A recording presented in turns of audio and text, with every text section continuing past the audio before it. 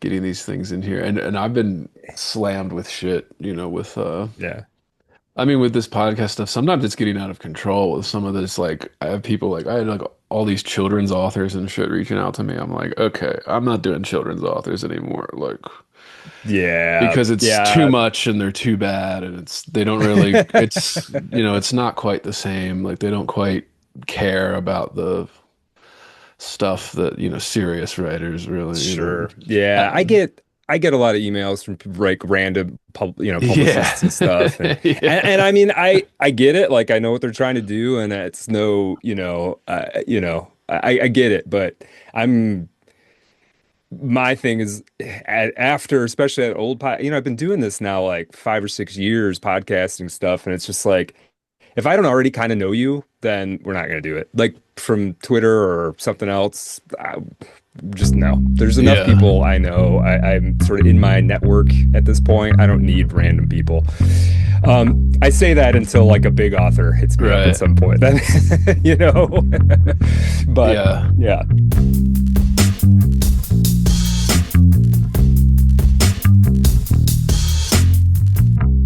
Heavy, Bored. heavy, I am heavy, heavy, heavy. Bored. I may say the male is entirely hostile. No! resources, Life, friends, is boring. We must not say so. This is Andrew Wittsadt, and you are listening to Heavy Bored, and we're recording this on November 4th, 2025. My guest today is Brad Kelly. Brad is an author, an engineer, and a podcaster. His debut novel is titled House of Sleep, available on Amazon, and of course, linked below, listeners. His latest novel is set to come out next year in 2026. He hosts the Method and Madness podcast, a unique literary podcast experience where Brad interviews authors and fellow literary and art enthusiasts, but also includes in-depth discussions of classic and contemporary literature, readings of some of Brad's favorite texts, and much more. He co-founded and co-hosted the Art of Darkness podcast. He publishes his fiction regularly at bradkellyesque.com. And Brad has extensive experience in the various publishing markets available to authors in the 21st century. He's gone through the self-publishing coliseum. He's gone through small and indie presses, and he's published directly to Substack and other websites. And he's a great follow on Twitter, which is where I first encountered him and his work. Brad graduated with his MFA from the University of Texas at Austin. He's a tarot practitioner and enthusiast, regularly performing tarot readings for clients and friends alike.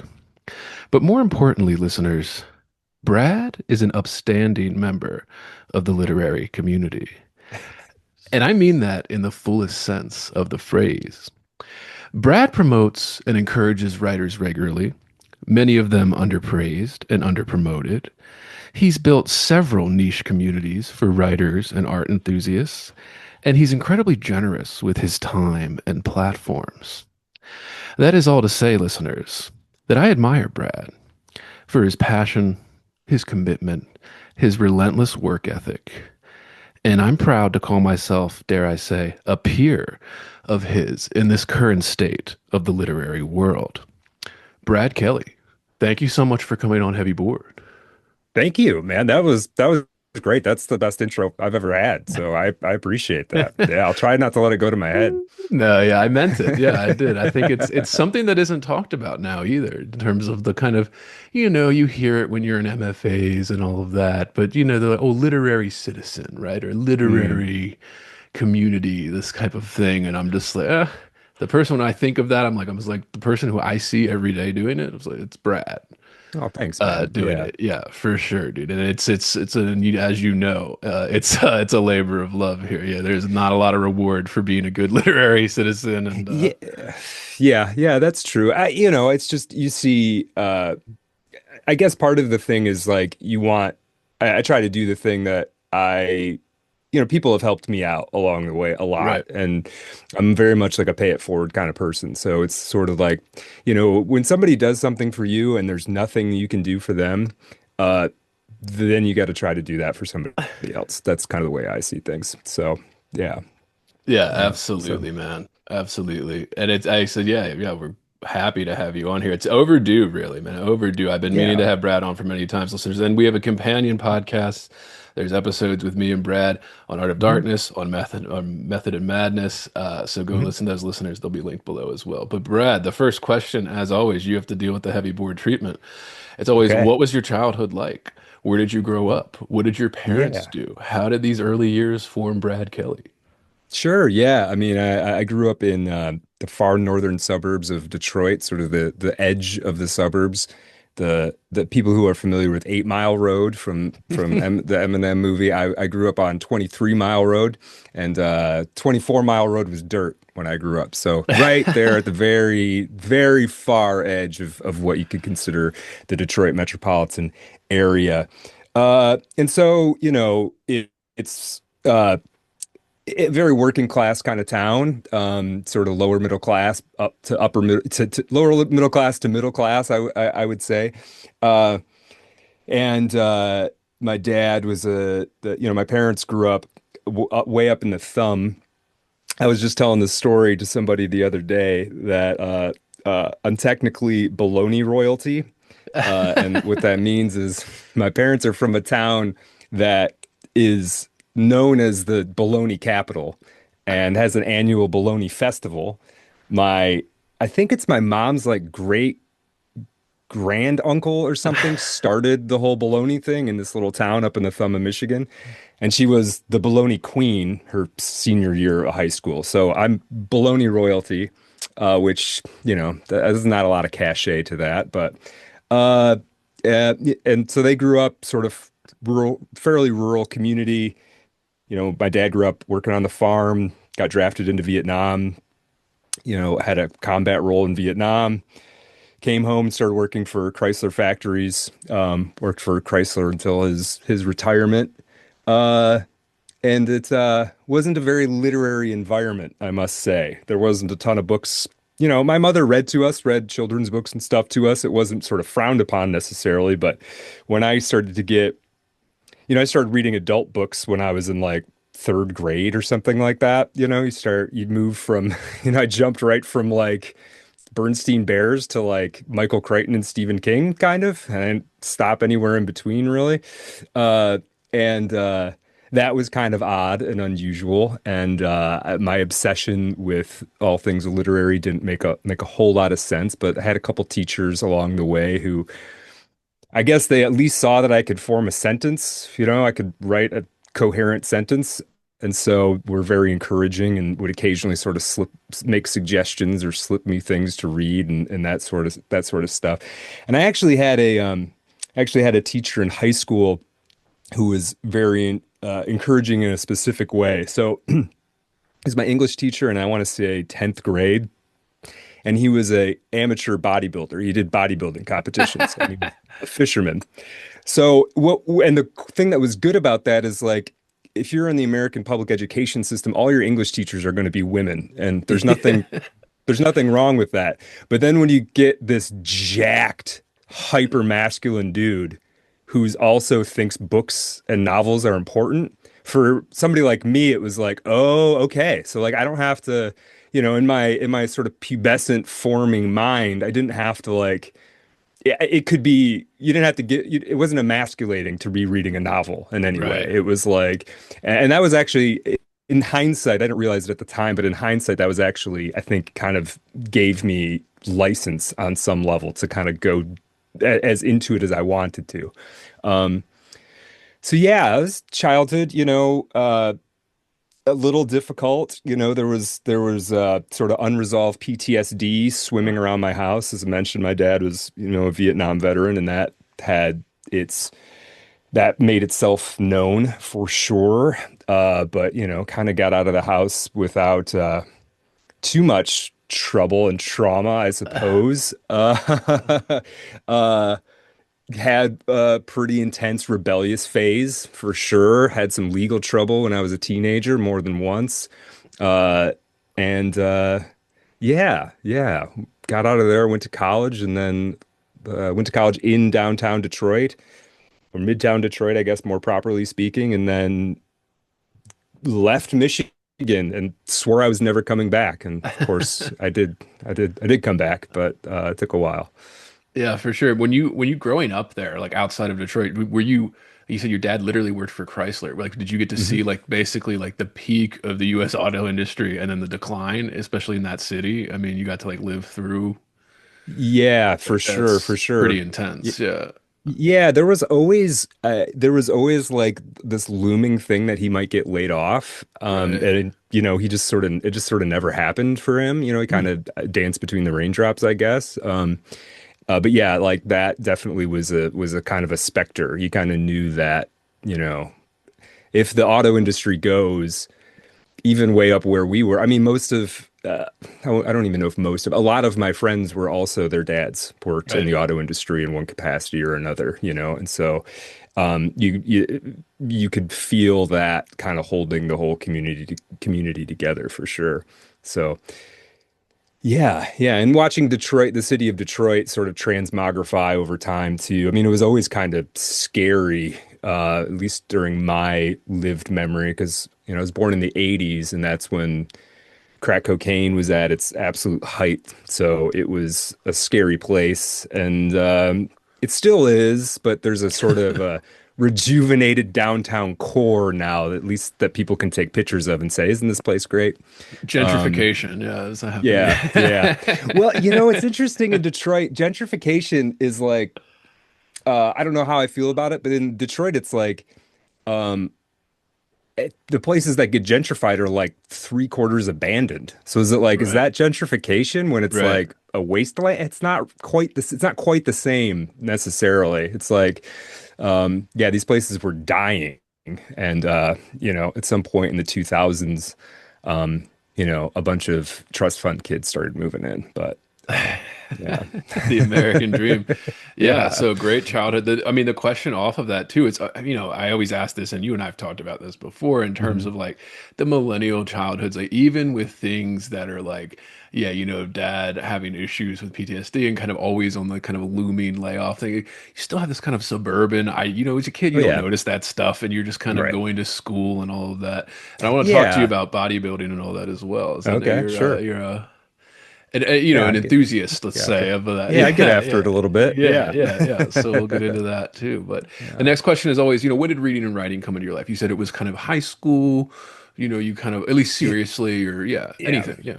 Yeah, I mean, it was before that. I like first, second grade, I started making comic books with my friends, which, to me, there was a continuum of going from that into like writing stories. So that was literally elementary school.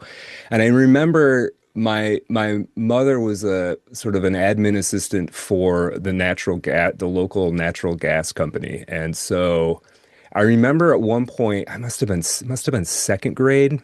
She brought a typewriter home from work just to like let me play on it, basically, because she saw me like writing little science fiction stories and on sheets of construction paper.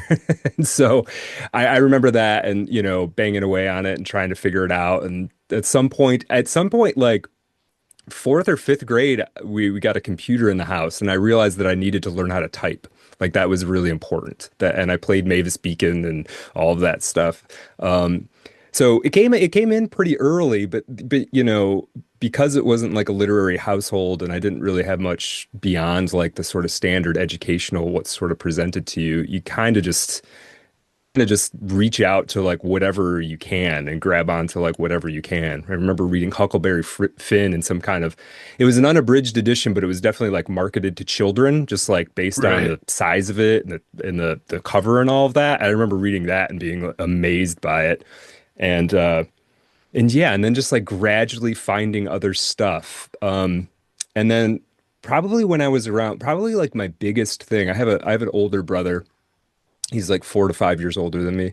And when when I was like 12 or so, my dad would start taking me hunting with him. And I don't have anything against hunting. It's totally fine, but especially at that age, I didn't care for it. It didn't like Yeah, it having to get didn't up at do any. 4 a.m. and sit in the cold and wait. Yeah, it's not the Yeah, it most didn't. fun thing for like an 8-year-old. Yeah.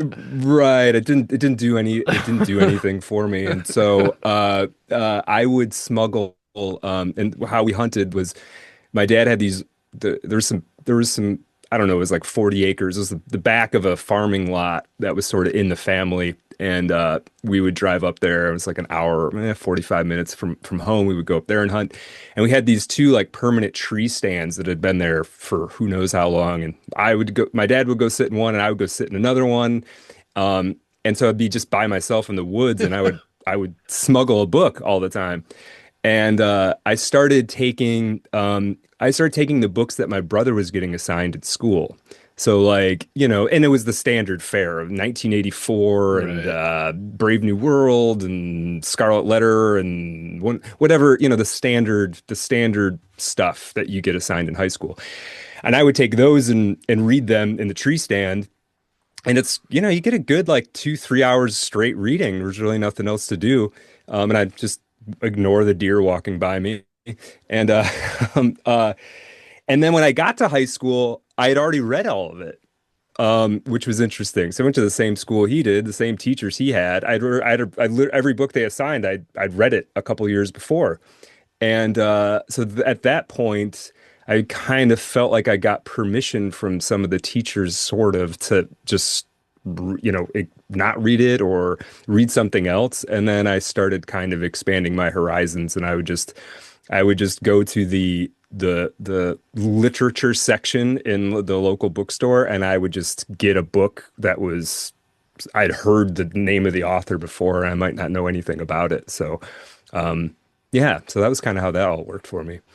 Yeah, it's interesting that too with kind of the millennial childhood with like, when you're discovering books, they had all those programs. And I mean, I'm sure they still have them now. My daughter's too young to like be in it. But and your kid is probably old enough where they have like the kind of like like sneaks or whatever, like the reading stuff at the library, like where you had like Hmm. the kind of summer reading challenges Yeah. and you would like log your reading and stuff, and they would always have all these books and stuff, like kind of like a curated list of like get into these, and yeah, it was everything from like kids books to like yeah, kind of the what they would call young adult now. And it Right. Right. seems weird calling like Huck Finn and Tom Sawyer young adult because it's not quite what it is now, but like Right. yeah, you could read that at the age of 10, 11 and figure out Yeah.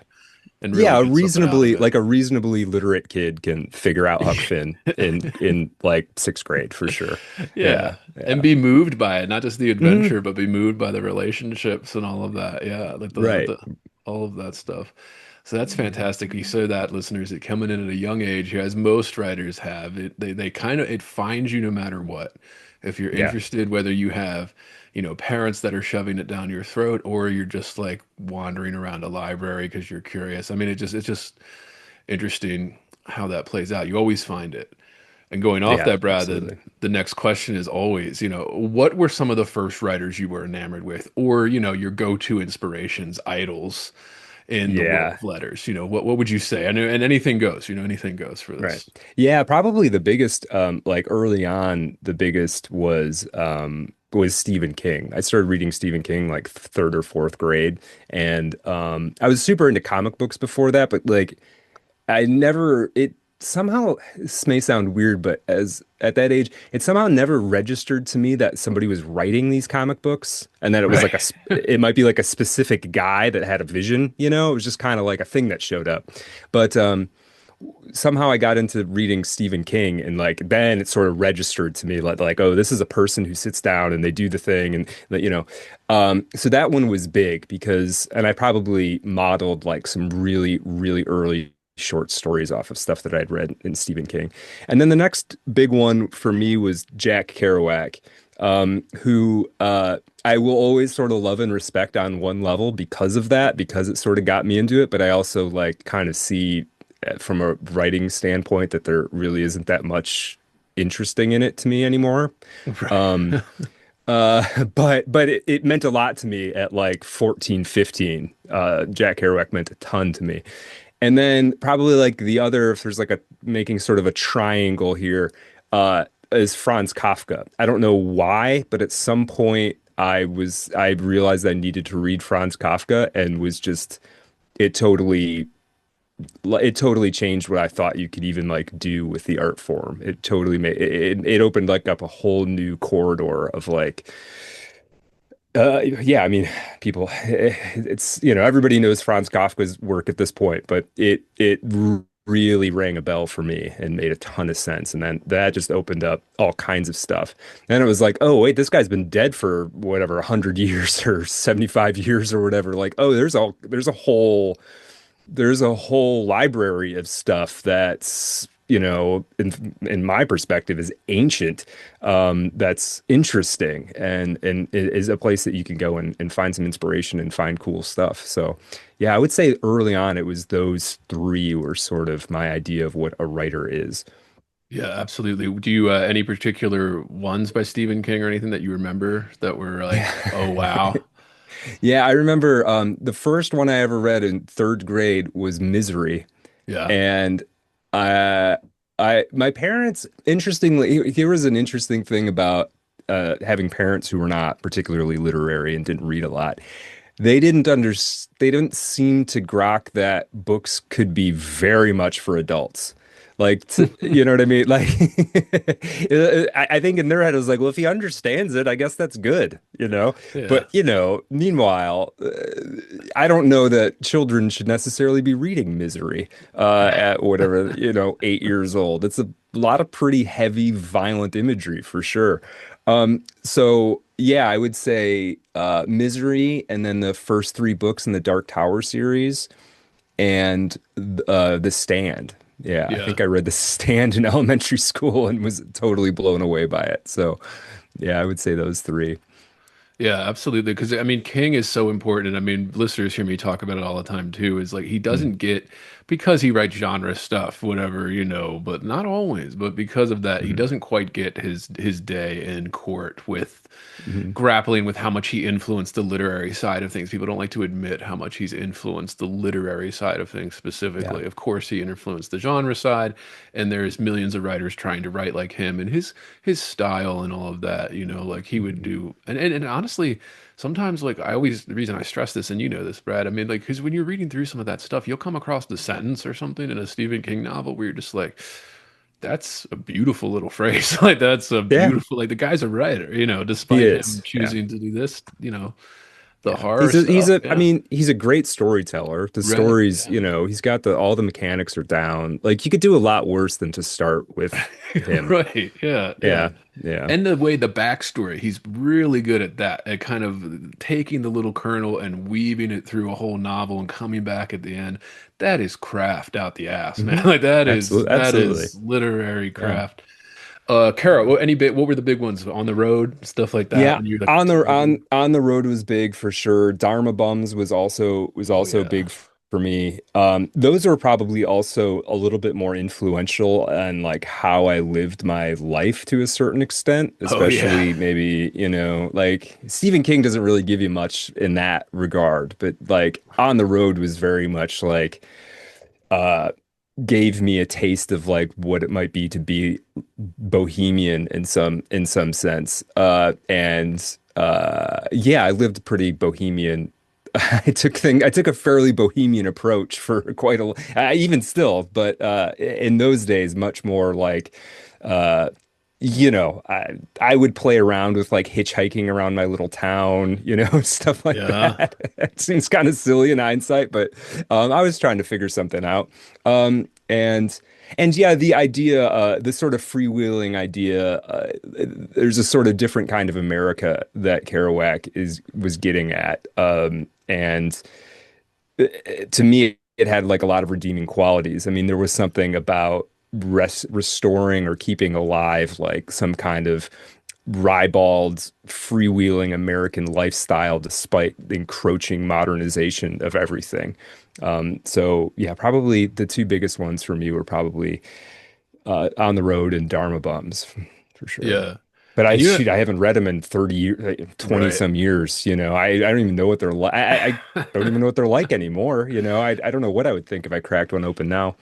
Yeah, yeah, that's for sure. And I've said this before in other places where I just it's interesting to me. The reason I'm bringing it up is because it's like, yeah, something like Kerouac, where there's the prose, and then there's Mhm. the kind of the idea, the kind of like the Americana freedom, hopping trains, roaming around, just kind of living every day to the fullest in this kind of free way that very romantic, and like I like Mhm. that aspect, like very alluring to especially a young Right. man kind of yeah reading those things and just kind of be like, oh, you can just hop on a train.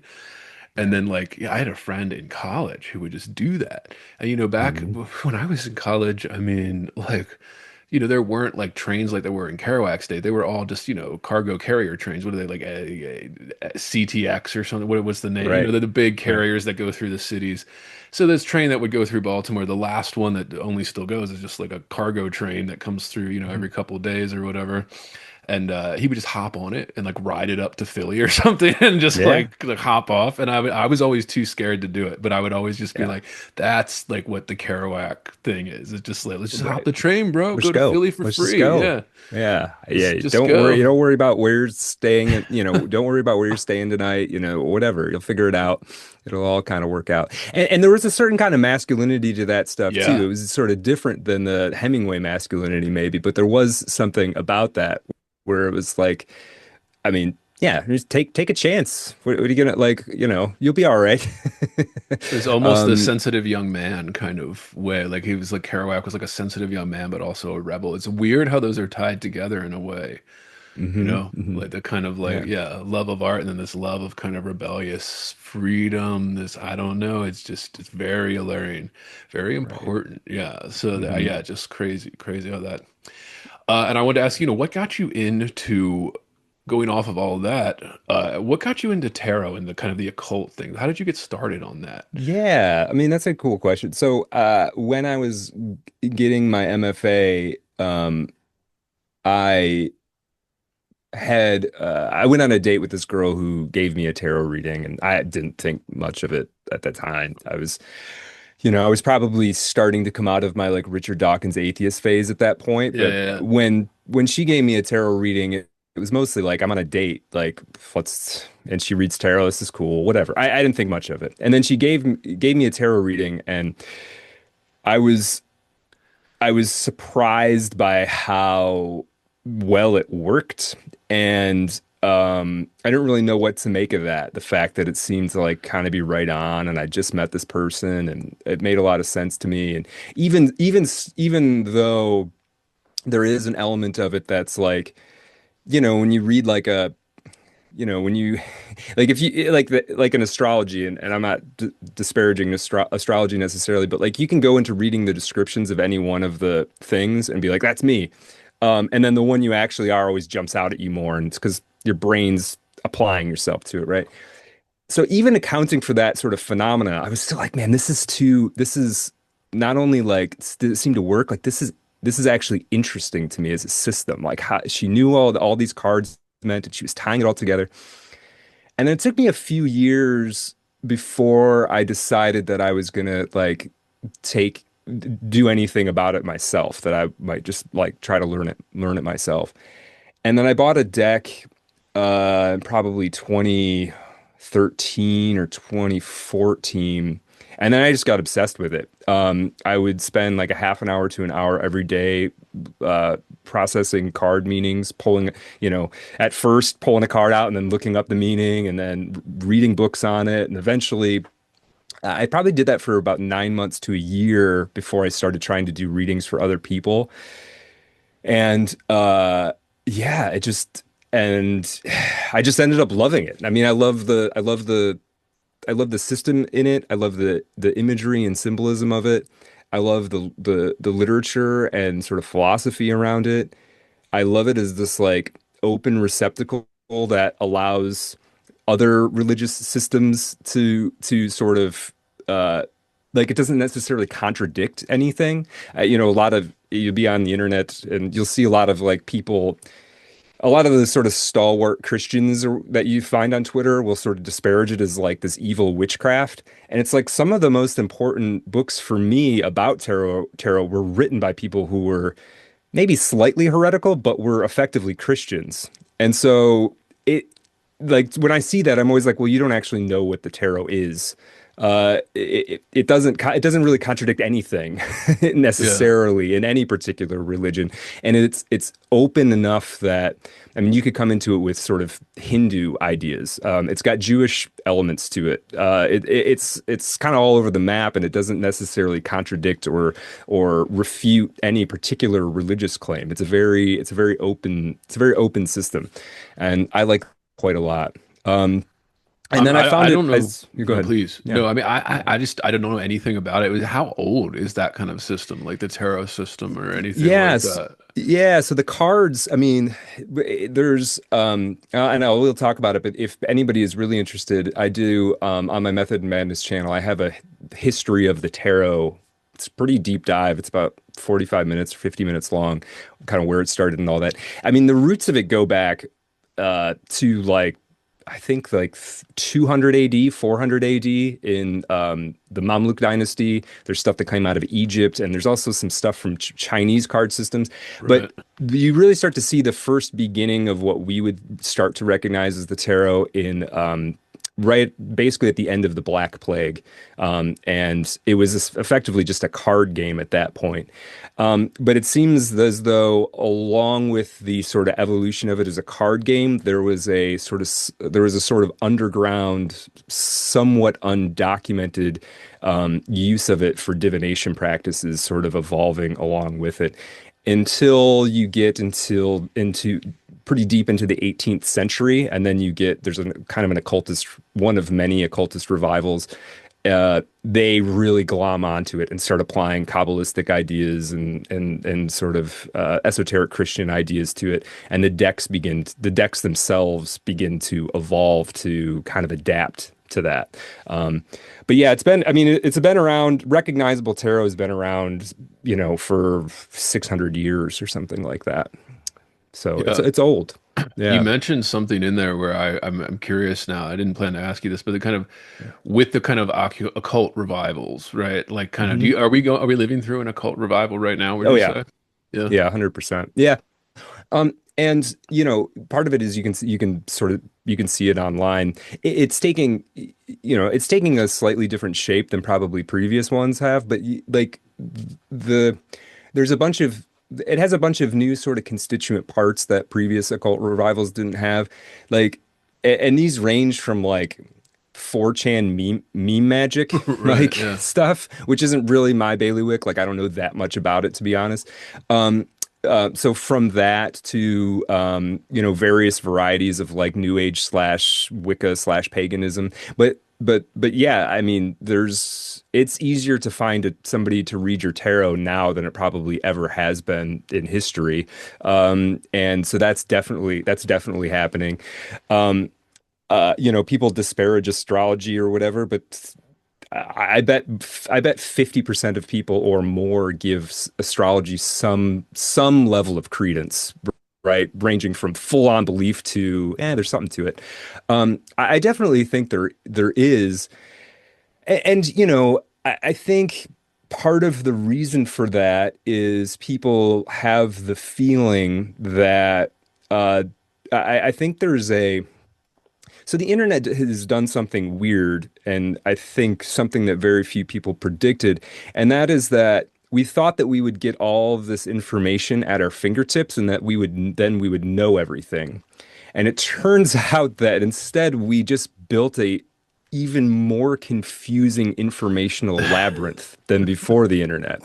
Yeah, like you name a topic, and I can go and build a credible case for opposing sides of it, linking to like fairly reputable sources on both sides of it.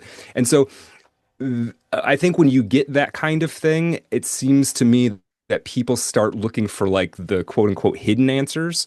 And then you're in the esoteric territory for sure. You got to get into the sort of interpretive layer.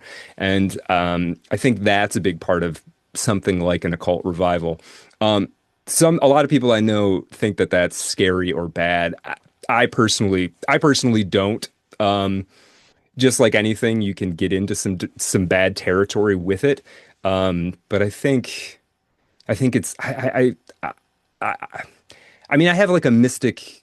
The mystical and mystic has always kind of appealed to me, and so I do think that is something else too. It's like there's along with the trying to find the answers thing, there's also a seeking of genuine experience, like of something actually happening. And that's also where people are going to kind of go into occult slash mystical territory as well, looking for something to actually happen, right? So yeah, I definitely think there is one. I think it's mostly a good thing too, personally, but Yeah. somebody will yell at me about that, I'm sure. Well, I mean, it's just interesting how there's this like I think it goes along with what people are calling now the spiritual revival, the Hmm. increase in people attending church and blah blah blah. Right. You know, people that are familiar with it know what we're talking about. It seems like it is coming from like a desperation place, and I don't mean that in a bad way. I just mean it in terms of like, yeah, like people want a meaning. They want Hmm. to know that they're in tune with the universe in some way, you know, like whether Right. that be through, yeah, like tarot or yeah, going to church on Sunday, whatever it is, you know, you want to be in tune with the world. You feel like you're not as in tune as you were with the internet. Yeah. And I have some questions about social media because you're a guy who uses social media in this way too, but like, you know,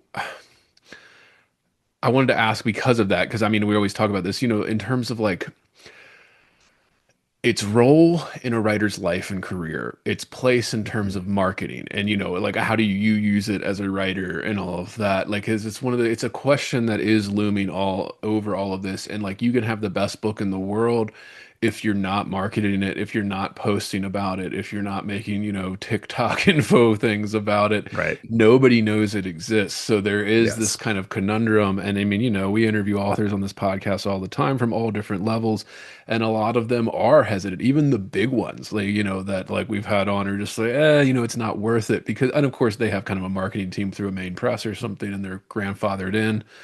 Right. But so there's that, but they don't have to deal with it. But like, yeah, I don't know. What are your thoughts on, yeah, social media in this world of being a writer? Yeah. Yeah, I mean, personally, if I wasn't trying to get people to listen to my podcast and buy or read stuff that I write, I like to think that I wouldn't be on it at all. I mean, I made a decision in 2021 or late 2020 that I'd been writing for a long time and it occasionally, various websites. I had like a Tumblr that had some subscribers, and I had a blog spot that had some subscribers, and yada yada yada. Already been through my MFA. I'd already had a couple literary journal publications, but I kind of realized that like I didn't, I wanted to not do any of this like marketing stuff, right? I didn't want to do any of that self-promotion stuff. I really didn't. And then I just realized like, well, nobody's ever going to read anything you write if you don't. So you Yeah. can make your decision. That's fine. But like, I kind of realized that that was the decision that I had to accept, that was just how things are as a writer, especially not having the backing of a publisher or anything like that. If I don't get out there and scrounge up some subscribers or followers, literally nobody's ever gonna read anything. So that was kind of like the deal that I made with the devil. I don't know, then you kind of realize. I mean, it's also it's not. Excuse me. It's also not all bad. You get to meet people, like genuinely make connections with people, and that's great. I think a writer in 2025 just kind of has to decide like what are they okay beyond just writing the thing, whatever it is that you're writing, what are you trying to do? And if you genuinely don't care about readership, then I guess don't do it then. That's Right. fine. But unless you get a big somehow manage to get a big book deal, and I question whether you're going to be able to do that without social media too, frankly, Yeah. at this point. Uh, then you're going to have to figure out some way to engage with it. And once you do, there's various levels of you can do it to various degrees. Um, I personally, I have like timers set up. I can only go on Twitter on my laptop. I can go on Twitter for 20 minutes a day, and then a timer shuts it off. And on my phone, I sometimes change it up depending on what's going on. Like if I just released something, I'll increase my timer so I can like respond to stuff and whatever. But yeah, I have a timer on my phone for Substack and Twitter as well. I can't stomach Facebook, so I don't go on there at all. Plus, it's all just like people I went to high school with. There's Right. like not Yeah. really, it's too weird. And what else? Instagram. I don't know any writers who are using Instagram well. Maybe there are some that I'm not aware of. That seems like more like, in, I guess you could promote books on there by like taking a picture of a book like in a cool setting or something, but there doesn't seem to be much like engagement with like the content or the ideas or whatever. So yeah, I think it is critical. I think it's weird because not only is it critical, but it's also like the chief avenue for distraction for a writer. And you have to be very, very careful that you're, how to say this the best. As a writer trying to get people to read stuff, when you get them to read it, you get a little bit of, I just call it juice. You get a little bit of juice from that. You have to be careful that you're not getting all of your juice from social media. Because then it will de-incentivize you from actually getting the writing done. So that's the thing where I feel like you have to be careful. Um, unless you turn your social media into its kind of its own art project, then I guess that's sort of different. But yeah, that's the one thing I'm always kind of wary of. Is it like, am I getting the juice that I want to get from people reading House of Sleep? Am I getting that from like some offhanded tweet that I shot out in 30 seconds? Then if I'm doing that too much, then I know I'm on there. That I'm too heavily invested in what happens on Twitter or Substack or whatever.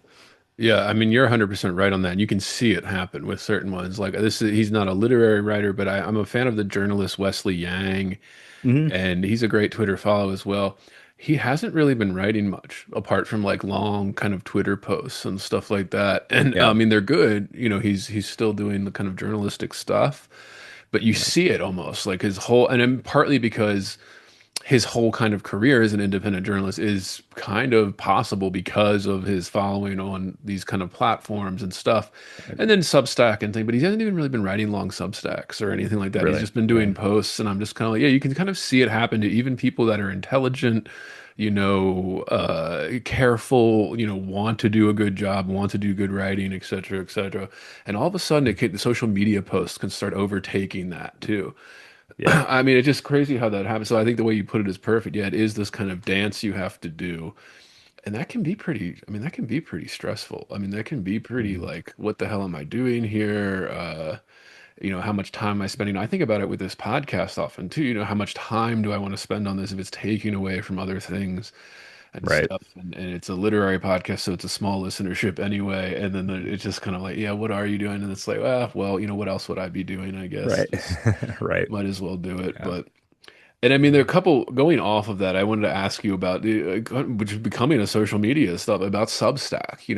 Hmm. What is happening with Substack in your sense? What is happening with Substack? I get this kind of vague sense of people almost rejecting it or talking about how it's oversaturated or something. I don't know. How have you used Substack, and where Yeah. do you see it going? Is it the future of writing?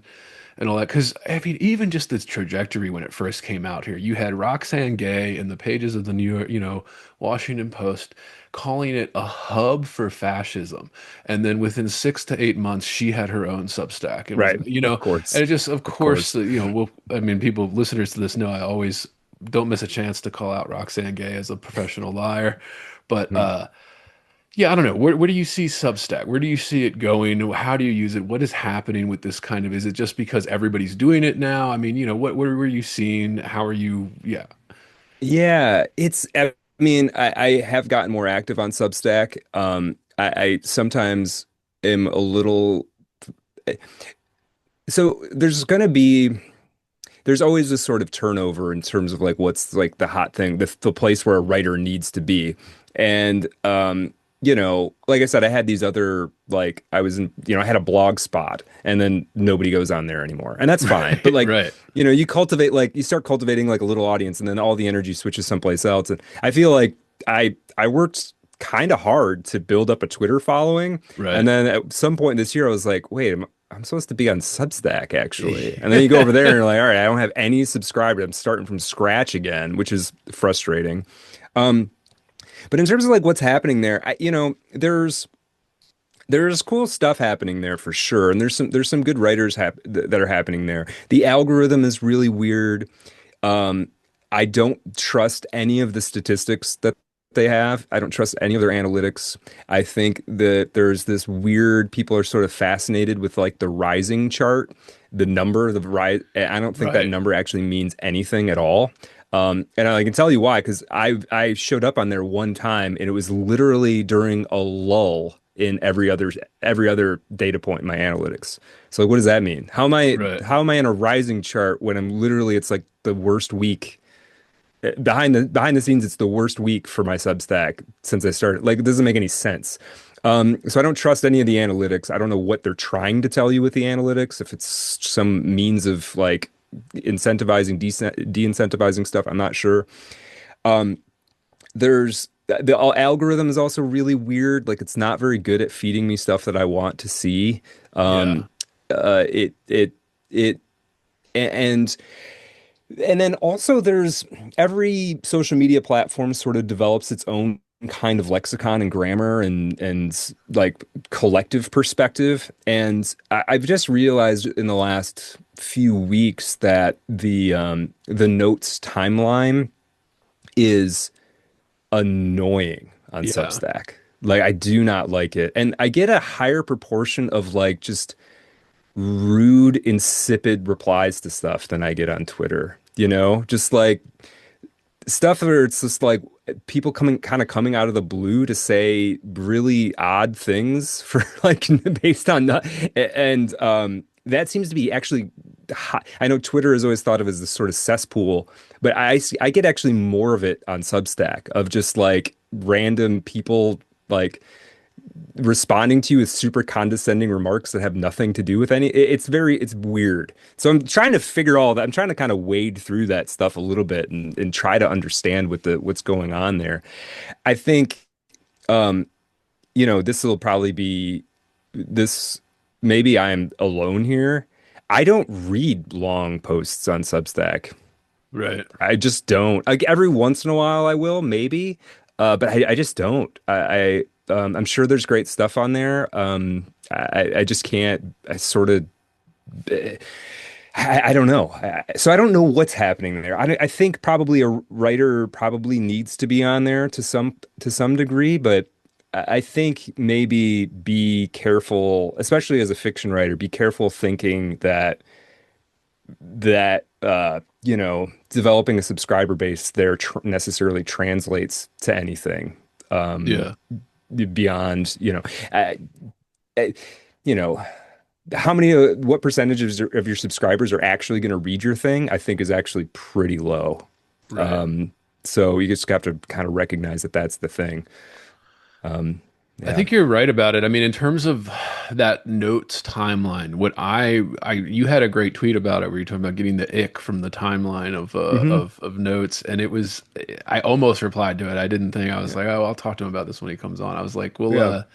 where I was just thinking, yeah, the vibe I get, it's like every kind of insufferable person in your MFA kind of workshop Hmm. is like on that timeline, and they're Right. constantly kind of that henpecking kind of thing about every little thing about, and then it's always like, even if it's not there, they bring in whatever their little pet like topic is into it. Right. It's just Right. like that on like a large social media timeline scale. At least that's what it feels like.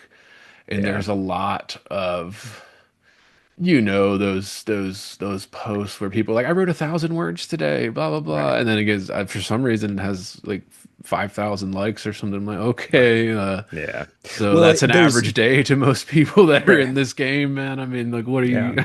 I mean, Yeah. are you Well, there's a 14? Like, yeah. like, There's part of that algorithm, and I'm trying to follow and subscribe to different kinds of interests that aren't specific to writing, so that maybe my algorithm will get kind of jarred a little bit and won't be so much of this. But there is like a large contingent of Substack that is like LinkedIn for writers. Like it has yeah, that same sort of like self-helpy, like vague, like uh thing. And I hate that stuff. yeah, Like yeah, you should write 1,000 words a day, but like or whatever, but like there's something distasteful about turning writing into this like yeah, something that you can slot like other self-helpy stuff into. It's just weird to me. I don't know. I don't care for it. yeah. And So, I've yeah. seen some interesting things about how, you know, it rewards Substack itself kind of tends to reward, at least the demand on that website is more for political commentary, cultural commentary, Mhm. nonfiction than it is for fiction or Yeah. poetry or even literary kind of criticism. Like nobody's really, again, just like everything else, you know, it's a small little niche on there, just like it is anywhere Yeah. else in social media. But Yeah. yeah, I think that's true too. Like if you're a writer and you start a Substack, you know, even if you're a big name, people are mostly interested in your commentary and not so Hmm. much, you know, your latest short fiction or something that you Right. put up there or a little teaser you put up there for the novel that's about to Yeah. come out or whatever. Yeah, it Yeah. just I tends actually to I had a bunch of short fiction. I actually took all my short fiction down off of Substack. really. Yeah, I just don't it felt like I was just pitching like it feels really noisy, and I felt like I was just adding to the noise, just like Yeah. another thing that people aren't going to read. Yeah. So yeah, it's primarily, I mean, I post occasional notes or whatever, but it's mostly I'm writing some pieces on the tarot are still up there, but it's primarily just podcast stuff for me. Um, and according to the analytics, which again, I don't actually trust, I get a fair amount of like probably the majority of my podcast downloads on Substack somehow. Right. But yeah. Yeah, that's how I've been kind of using it, where I kind of use it as like a website, like an author website where I don't have to pay a domain fee. You know, like it's kind of like if you like Hmm. me, here's my podcast, here's some, Hmm. and I've put up some nonfiction stuff that I didn't get published elsewhere, but most of what Hmm. I put up there so far is stuff that was published in other journals over the years and kind of like this is my stuff, here's the link, here's links, you can even support me monthly or yearly if you want, you Yeah. know, kind of like here's a website of like what I'm doing and you can come here and have everything. I Yeah. don't know if Well, that's the the best tool, way to the do it, but yeah, yeah, the tools to paywall stuff and all are really good though. yeah. Like that's helpful to And I've have. noticed Patreon is stealing from them now in terms Yeah. of like Patreon is revamping all their stuff to be more like Substack. Yeah. They Yeah. just got an email where they're like, "Oh, do a newsletter thing." And it's not Yeah. even as close to what, you know, Substacks. It makes it very easy to do a newsletter, whereas Patreon makes it a little harder. They don't quite, Yeah. maybe they're losing market share to something like Substack. I don't know, but I think they yeah. probably are. Yeah, I wouldn't be surprised that they are. Especially during Yeah. the kind of free speech scare when like Substack came out and we're like, our thing is, you know, we're not going to kick you off our platform for any reason as long Yeah. as it's like speech, you know, and Yeah. they've And then stayed they true to became that. a hub for fascism. Right. Well, So, because they said that. That's why that's what right. she wrote in her article, Roxanne That's Gay. wild. So listeners can go look it up. Yeah. But we'll link those as well, listener. You're gonna see what Brad was just and this goes off of that too. And this is just a broad question, Brad, that I wanted your thoughts on. You know, why is no one reading books? Why are book sales down? Why is this thing that everybody has this kind of built-in reverence for? There's like a little built-in reverence for high literary poetry. We're just kind of, I don't know if we just feel like we should be reverent towards it or something, but like, yeah, I don't know. Your thoughts on that? I Yeah. know that's a big one. So however you want to answer Yeah. it, please.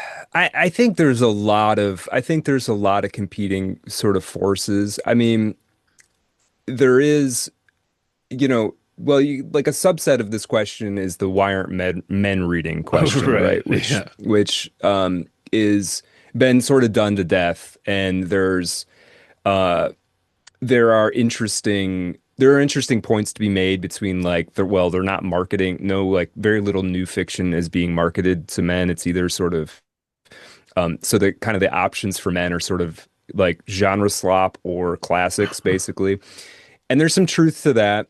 But even still, there is. I mean, I've met any number of men who don't read, who actually read, but just don't read fiction. They just Right. think they think there's sort of nothing there for them. It's pure escapism or whatever. I mean, I think the one thing is there is a general societal tendency, and I'm not innocent of this, and I don't want this to sound like this curmudgeonly like kids these days thing. Uh, but there is this. I mean, we're tending towards. There's a sort of materialist tendency, trend in everything, sort of. And there's an algorithmic, and that goes hand in hand with this sort of algorithmic, wow, what would the word be? Algorithmicization of sort of everything, and that those two things come along with. So I'm probably not the first person to say this, but this is how I think of it. So the term the term pornography, this core conceit to it that I think actually applies to a bunch of stuff is that you get the thing without having to put anything into it, right? So pornography is you get sex without like having to be a halfway decent person who can attract somebody to have sex with you, right? You don't have to put anything up to get it. Um, and we've taken that principle and applied it to everything, right? And a lot of times you're kind of blind to it, right? It's like, growing up growing up sort of before streaming music became commodified, you kind of had to dig to find some music a little bit. You had to go to a store, you had to like know a guy, you had to get on Napster and like hope that you got a link to the right thing. It took some effort, and then now it takes no effort at all. And the similar thing for everything. For movies, it's the same thing, right? Like I love the fact that suddenly YouTube is putting all these great movies up for free, but that's turning the cinematic experience into like sort of porno. Like Right. I don't have to make any effort to track down. The algorithm will just give me the next thing to watch. So I think this is the problem. One of the problems with readership is it's very difficult to that pornography literature. Like you can't you have to read the book. Right. Podcasts like mine, like Method Madness, kind of pornography it a little bit because you can listen to that and feel like you get some understanding of the book or whatever. But even still, like you can't you still have to read the book to actually read the book. Right. And so I think there's a thing with that. I think there's so many forces in this algorithmic pornographication direction, and novels and poetry, and not even necessarily challenging texts, but stuff that require, to read a good sized novel is going to take 6, 8, 10, 12 hours to read.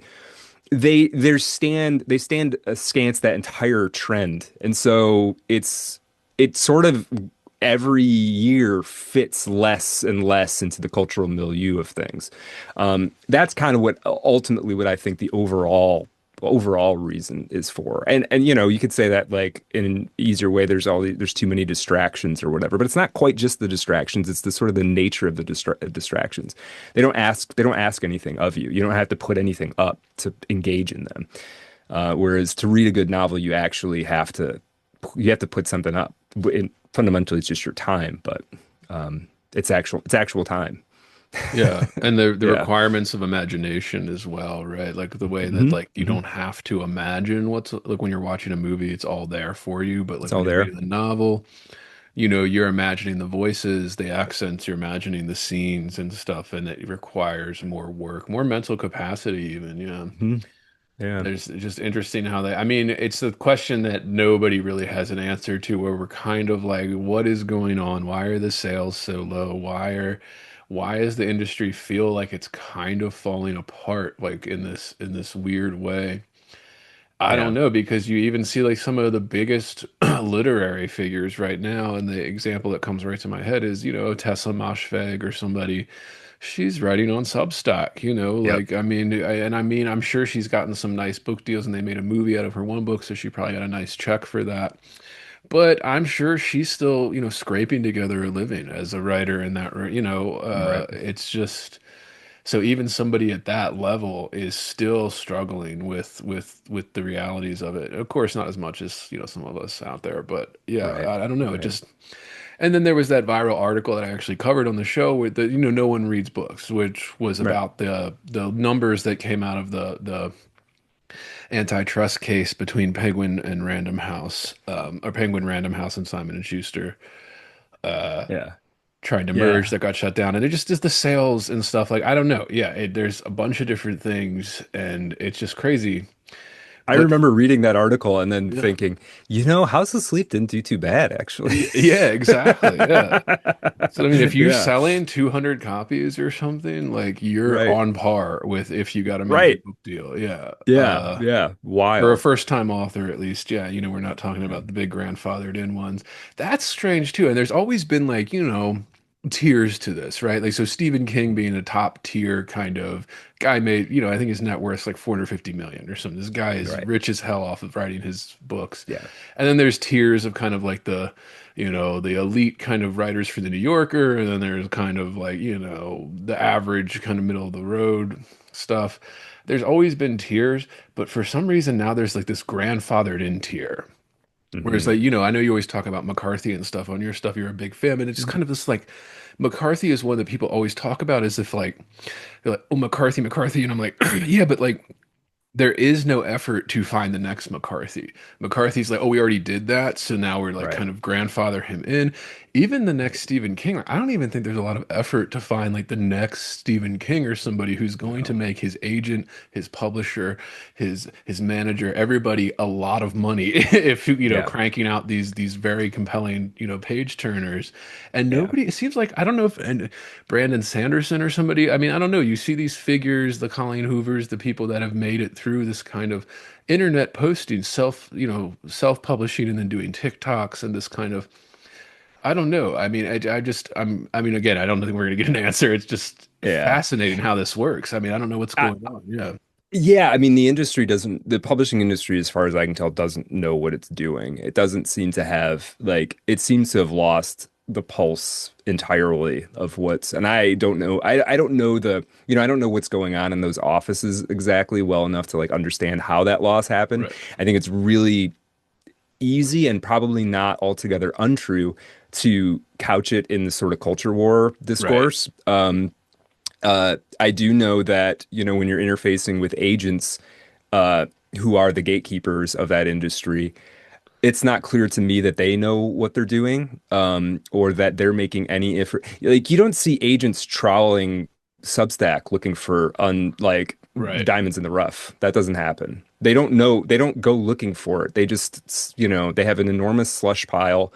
Um, I- I'm not sure that they even really read beyond the first few pages of anything in the slush pile. And they don't even read it. Um, The interns, the right. interns' The assistants interns are read reading it. it. Yeah. Yeah. And, you'll If they're get. reading it. Yeah. Right, right. And you'll get sort of, I mean, I always laugh, and this may have just been sort of form letter or whatever, but when I was trying to get House of Sleep published, I had a couple people ask for the full manuscript, and nothing ever came of it.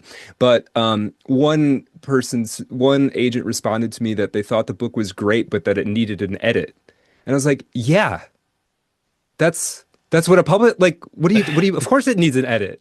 Like, like, you know what I mean? What they're expecting is the fully polished. They also want you to already basically have a career, right? Right. And a Right. following It's like, already. And right. yeah. It's like, yeah, if you have 10,000 plus followers on some platform and you already paid an editor to edit your book and this and that and blah, blah, blah, blah, blah, and then you also fit the right sort of demographic criteria, then you probably get put into a different tranche of evaluation for whether you're going to get representation or not. When I think there was more of an effort, for whatever reason, there was more of an effort to like, there's some, looking at the slush pile and thinking there's some gold in there.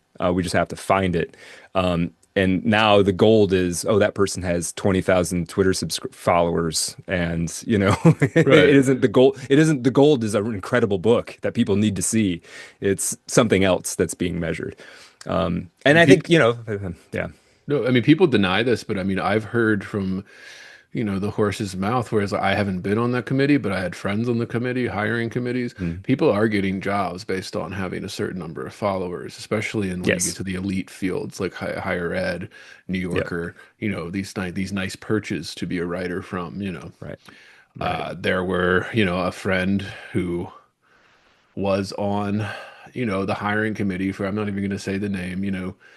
He was basically an online poet, but not even because, he was getting published at Grey Wolf and stuff like that. And it was not like, so, I mean, I don't think it's good, but it wasn't like, some self-published thing. But he was still like, so he had like 40,000 followers or something.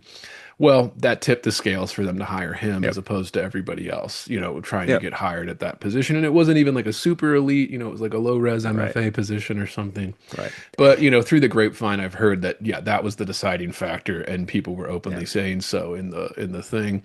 Again, it's not something you could write an article about to prove or something, Right. but, Which, it's which, and the one hand, it's like if you're using the subscriber count as a proxy for something valuable that you're looking for, that's one thing. But like the subscriber count, if you're thinking about what it measures, it's not directly related to like the quality of a person's work or their potential for generating new work in the future. It's sort of measuring how well they surfed the algorithm. right. And yeah, there's something good about that, I suppose, from a publisher standpoint or whatever. But it does seem like the publishing industry has sort of out attempted to sort of externalize all the stuff that they used to be responsible for.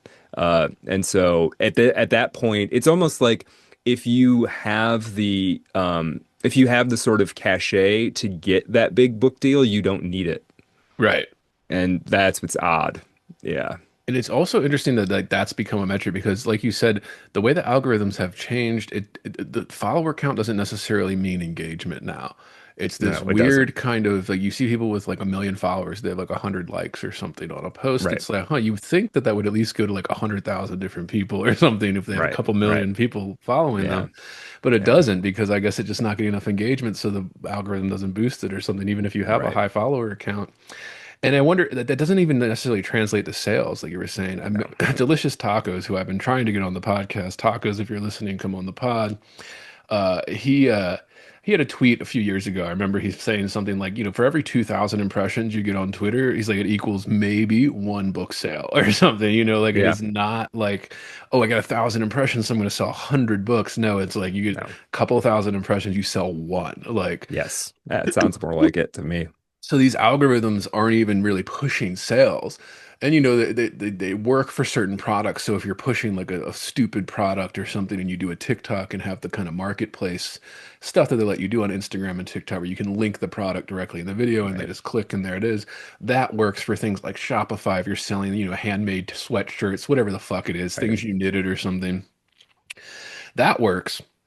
Doesn't seem to work for books. Maybe it does for some of these big people on TikTok, some of the big book talk stuff, Colleen Hoover level, or even some of the smaller level stuff, a couple 100,000 on TikTok. I will say something about the TikTok algorithm in terms of like that is it's more willing to just throw your shit out there. Like I think Is some it? places Yeah. like Twitter and stuff, they're trying to shift the algorithm a little to make it more like TikTok because you could be a nobody with 0 followers, post a video, and if it starts going places, it will easily get hundreds of thousands of, Yeah. people eyes on it because the algorithm's just so good at getting people to engage with, what's on the screen.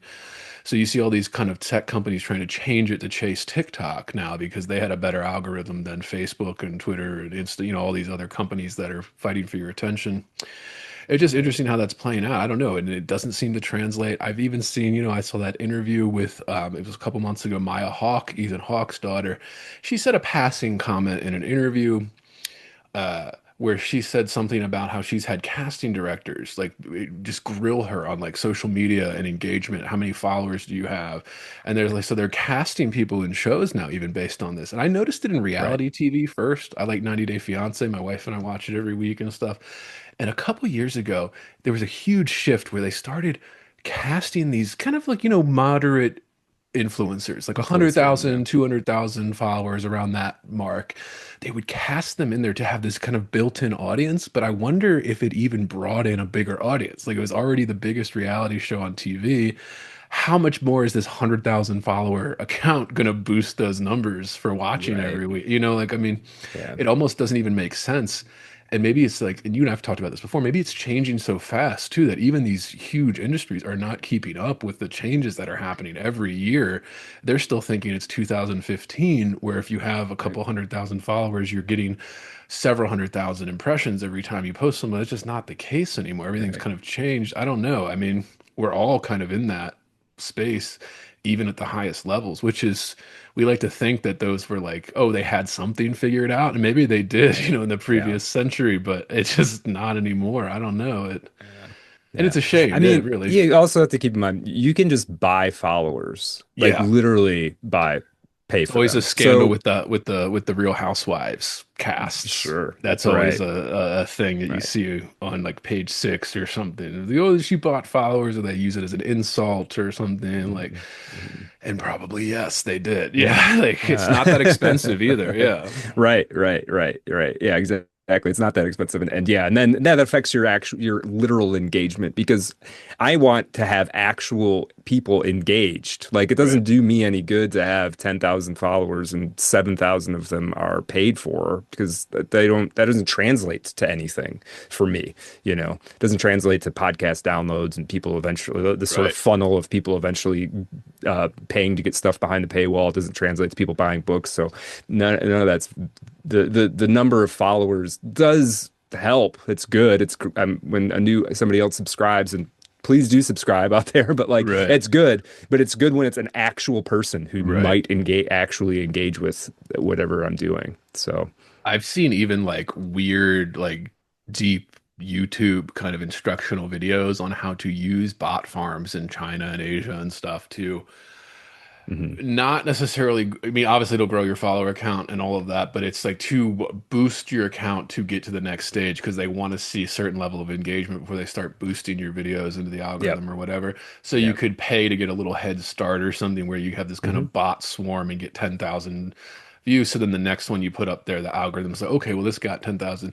But apparently YouTube's getting wise to that too. So, like these companies are getting better at kind of trying to avoid that. They want active engagement because that's real Yeah. dollars, real cents that they're making Right. when you're actively Yeah, engaging. and yeah, because on YouTube, if you have over 1,000 subscribers, then you can become a pay, Right. you can basically have paid ads, and then they do boost. My previous show, Art of Darkness, did get over 1,000 subscribers on YouTube organically, and then and then you do start getting boosted, and it kind of. But I do think that they have a way of looking at your subscribers versus actual engagement and determining how legitimate that subscriber number actually is. So. Yeah, Yeah, it it's doesn't weird. I work mean, for long. Yeah. right, right. Yeah, we definitely live in this. That's what's funny. It's like we're going to base everything on the algorithm, and then the algorithm's like 50% fake. And so it's like, what is the entire.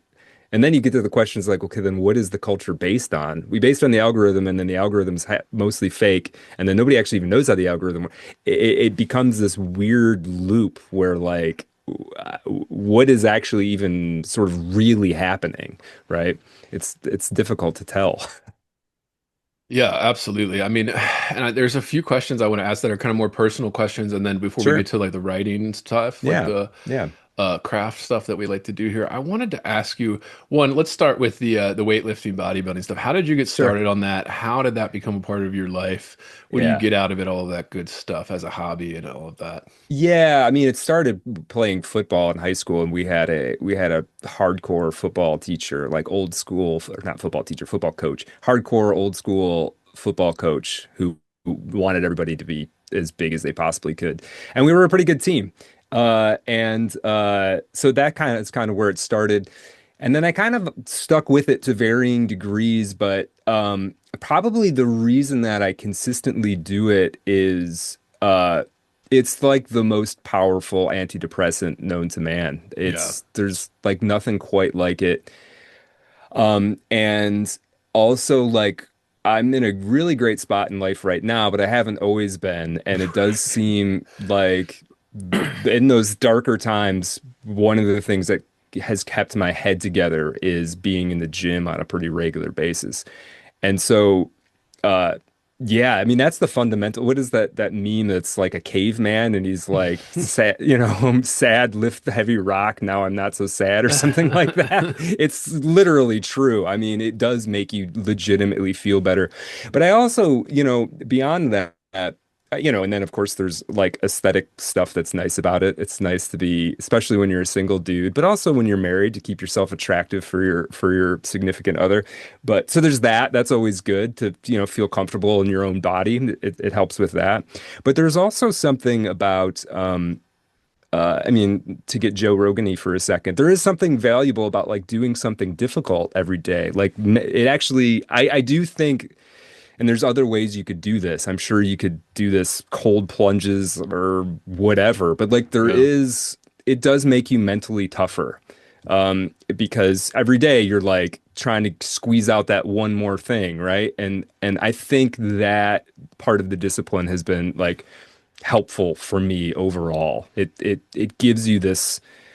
Yeah, doing something that's actually hard, that's sort of demanding on your central nervous system on a regular basis makes you mentally more durable, and I think also makes you like less likely to sort of be pushed around. And I would sort of mean that physically, actually, in the real world, but also sort of like in your Yeah. interpersonal life. I mean, there's like an element of just like, I'm sturdy. I Yeah. I know a little bit, you kind of know a better sense of who you are. Um People and even like then hassle you less on the street, they do. like when you It's have a true. little bit of bulk to you, a little bit of Hmm. definition to your muscles. Right. People It's tend, true. homeless people tend to not hassle you as much, as like the skinny It's little person or the woman with the child, they tend to mhm. go to the weaker people when it's like, yeah, Yeah. It's absolutely true. It's happening on kind of a subconscious level for the most part, but it's right, it's right. it's totally true.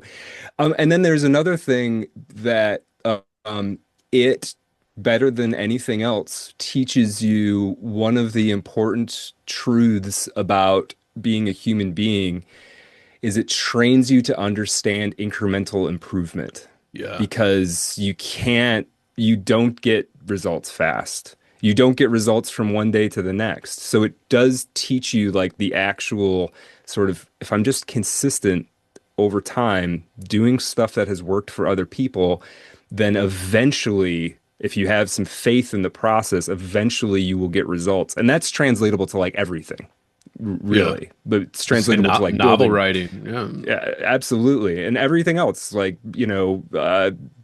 building a business, building a family, trying to repair a relationship, whatever. Learning that sort of like just keep at it and keep going, even when you can't necessarily see the results from one day to the next. And at some point you look behind you and you're like, oh man, I came a long way. Yeah. That's probably the biggest thing it sort of taught me about life was it taught me how to get better at something. And that it's not easy. It's not easy to get Yeah. better at anything at all. Like name something to get better at that is not easy. So that's probably been the biggest thing for me. But Yeah. in terms of like life lessons, but there's also I think why I do it regularly is I mean I tell my wife like uh, because I have moods, I'm a writer, I'm pretty neurotic, and but if writing is going well and I'm getting workouts in, I'm pretty good. Like Yeah. even if other stuff is out of whack, I'm Yeah. pretty good as long as those two things are happening. I'm pretty like I can kind of handle whatever chaos life throws at me. But if I that falls out of sorts, writing hasn't been going well, and I haven't been able to work out in a week or two. I start getting all Yeah. weird and whiny and sensitive and impatient and yeah. So Depressed even. Yeah. It's depressed. Yep. the way you describe it is I like to describe it to people too. It's almost meditative in a way. Hmm. And get it, Brad and I are not somebody who's competing, in amateur Right. competitions or something, but it is just kind of that hour and a half a day or something, whatever it is, 2 hours a day where you have your headphones in, you're not really speaking to anybody else, and then you're having the physical sensation. And when you're at a certain point, you kind of know how it all feels to how it's supposed to feel when you're doing the form Right. right and all, and you feel that actual micro tear happening, right? And I mean, Hmm. there's been studies on this too that releases endorphins into your head when your body's stressed, and then you're doing that, kind of almost like a planned stress like thing Hmm. on the tissue and all that. I get that, that's how it works at the science level. But Yeah. yeah, I don't know. I'm just curious how that happened. What is your what would you say is your, I'm gonna say stack, but you say yeah, so supplements and then your routine. Do you do the Oh bodybuilding yeah, thing and sure. separate muscle groups? How do you like to do it? Yeah, supplements that just creatine and protein. And I switch up my routine every once in a while. So most of the summer I was doing like a pretty much straightforward bodybuilding routine, which, is like sort of like a basically a push day, a pull day, a leg day, and then I had a couple wild cards that I would throw in there, and I was doing it like I don't know, 3 days on, 1 day off, and yeah, and that was very like that was hypertrophy. And I put on a couple pounds, and that was sort of my goal. Putting on muscle has got, I'm in my 40s now, and putting on Right, muscle is and this isn't to brag, but I kind of did put on a lot of muscle over the last 10, 15 years. And right. so as I'm older and I already kind of did it, it's harder and harder to add for sure. Yeah. And but then now I'm sort of and this is more for the mental thing. I tend to I do some sets of one heavy compound movement, and then I do these sort of high intensity interval routines where I basically pick like 4 or 5 exercises, and I just without stopping for 25 minutes I go from one to the next and try to do a kind of overall body thing, and those are tailored to be like 70, every set's like 75% towards failure. And I just keep going and going and going, and then by like the last set, it's to failure essentially. But that's also some I get my cardio in because I don't run. I hate running. Right. Yeah. So it's a Yeah. little bit of a mixed bag, but it's a little bit of sort of like CrossFit-y kind of stuff, a little bit. But yeah, that's kind of it, and it seems to work out pretty well for me. Yeah. Yeah, I'm curious What because do you do? I do the kind of standard kind of bodybuilding, Mhm. 5 days a week, usually, sometimes six. If I do six Mhm. day, I'll usually just do something like soft, like cardio and abs or something. Yeah.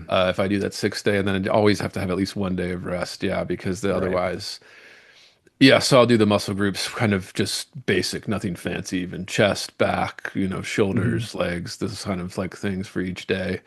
And then like yeah, usually the protein. And I was going to ask you if you're in your 40s, are you at the fish oil daily level yet? I do take Yeah, fish oil. Yeah, I for was going to sure. For say, sure.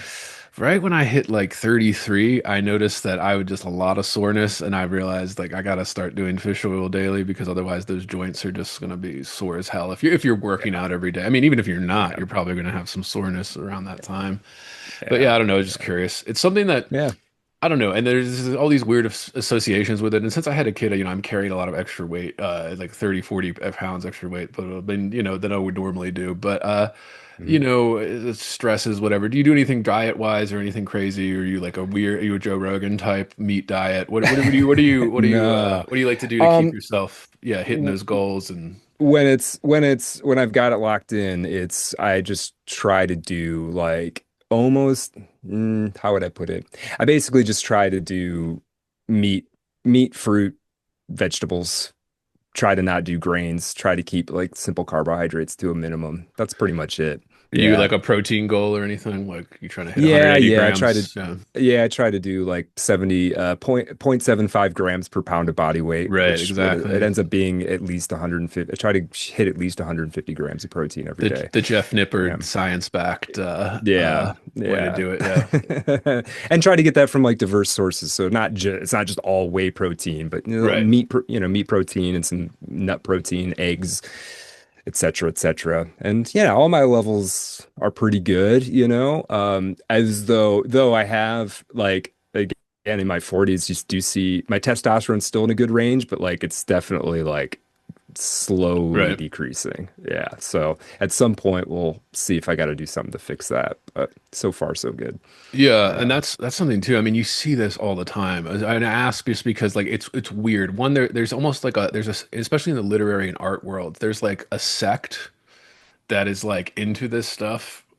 And then there's like, but the majority is not. And actually, there's like Mm. a sect that's actually actively hostile to the sect that Yes. likes to do this kind of thing Yes. or gets, like you Yeah. said, even for meditative reasons and the kind of like the body stuff is just like, gravy on top of like, Yeah. your body looks, Man. happens to look better too. So, like Yeah. you get multiple benefits out of it. But I don't know. It's just like this crazy thing that's happening where there's like, everybody says, "Oh, fitness is the answer," and then there's people that just say, "Oh no, like if you're into fitness, you could never be an artist or something," or I don't know, it's That's weird ridiculous. rules that like go around. Yeah. Yeah, But it I think you gets need to to a have place. I think you need to have a physical component to your life too. Like Yeah. sort of philosophically and psychologically, I think you need to have some physical component to your life. And that doesn't mean you have to be like good or competitive or anything, but just something that you do that engages your body somehow. Yeah. And I I and I mean, live in Vegas, dude. So sometimes when I'm going to the gym here, like this is the bodybuilding capital of the world. Like yeah. there are roided out freaks. I'm talking like at like a Sure. Planet Fitness. These guys are Yeah. fucking huge, and they're like lifting next to you. You're like, oh my God, I gotta move. This guy is like, yeah, like, Yeah. almost like, Yeah. yeah, the guy like literally can't like hug somebody Right. or something, like so huge. I'm like, whoa, this guy is massive. You're doing a lot of steroids. Uh, but yeah, that's crazy Yeah. too. But I wanted to get to this kind of another personal question. There's this thing where Yeah. red pilling. I wanted to ask about red pilling and kind Mm. of everything that entails. And I think of myself in terms of my journey from where I was, maybe even 5 years ago to Hmm. now, or like all of that. I would just want to ask you, would you consider yourself red pilled? Is that a label where you're kind of being forced into it because you don't quite, go with the orthodoxy of the mainstream literary stuff? I don't know. How do you feel Yeah. about that? How would you describe it? Would you say you were ever like kind of red pilled in a certain way? I don't know. I don't know. Yeah. No, it's an interesting question. I mean, and in I think probably anybody who's ever thought about it's going to have a slightly different definition. I will say that every once in a while, um, uh, I don't look at this as much as I used to, but every once in a while, with somebody go back to Twitter, if somebody follows me on Twitter, I'll look and see who else they follow, and just out of curiosity, especially if like they didn't like or retweet something. I'm like, why did Right. this person just follow me out of nowhere? Are they a bot? Like, what's going on here? And I can't tell you how many times I look and it's like me and then somebody and then it's like BAP. And I'm like, how did they get from BAP to me? Like, how did that, like, how am I on a list somewhere next to Right. BAP? Like, how does that, because to me, it doesn't make any sense. And I don't have any particular issue with BAP, but it's really not my thing. I don't get it, Right. Same. honestly. Yeah. I never, Um, the accent and and I couldn't stand it. Yeah. It's an and I eye never went. roll. Yeah. Yeah, and I never went deep enough into it to even have like an argument against it. I just don't. It's not my thing. I don't really get it. I mean, I think I probably partially got in that because I'm like a straight white dude. Right. So that gets you sort of automatically shunts you into one direction in terms of like your engagement in the and you know uh you know but in terms of like red pill like uh, you know hmm, I definitely am and have sort of said some stuff that's kind of pushing back on all the woke stuff. I Right. will, I can definitely say that that's sort of in my bailiwick. I think, I think America, a portion of America went a little bit crazy. Um, on that kind of stuff and got really into some weird spaces where the logic of what they were doing, even as well-intentioned as it may be at its core, got very, very strange and then it got very counterproductive and then it got actually destructive to like American culture, in my Right. opinion. And then you were expected to believe a bunch of bullshit to sort of stay on the right team. And so like it's weird, you know, like if you were to give me like a blind political quiz, like one of those political compass quizzes, I'd probably end up on the left mostly. Like not far, far left by any means, but probably like a little bit on the left, I would say, left of center.